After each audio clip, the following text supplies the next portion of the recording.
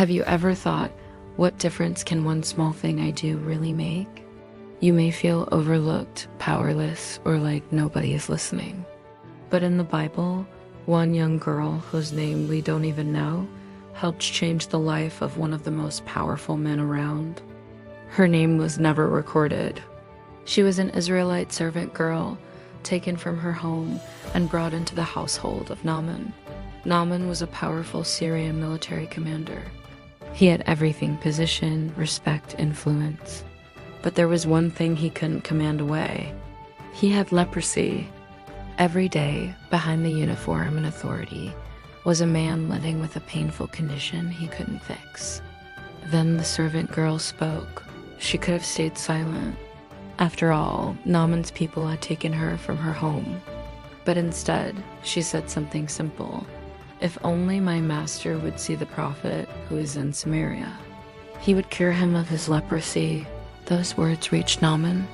He went to the prophet Elisha, and after following God's instructions, he washed 7 times in the Jordan River, and when he came up the 7th time, his skin was restored.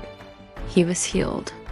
The powerful general received his miracle, but it all started with the quiet words of a girl nobody thought was important enough to name. Subscribe to this channel if you find strength in this story, because here's what makes this story so powerful.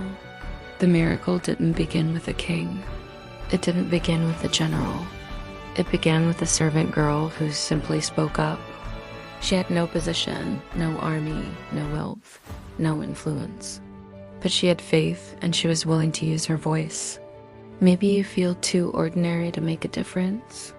Maybe you think your voice is too small. But God doesn't need you to be powerful to use you.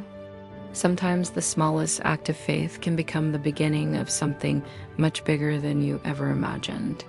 2 Kings 5 verse 15 says, "Now I know that there is no God in all the world except in Israel. Lord, help me never underestimate what you can do through my small acts of faith.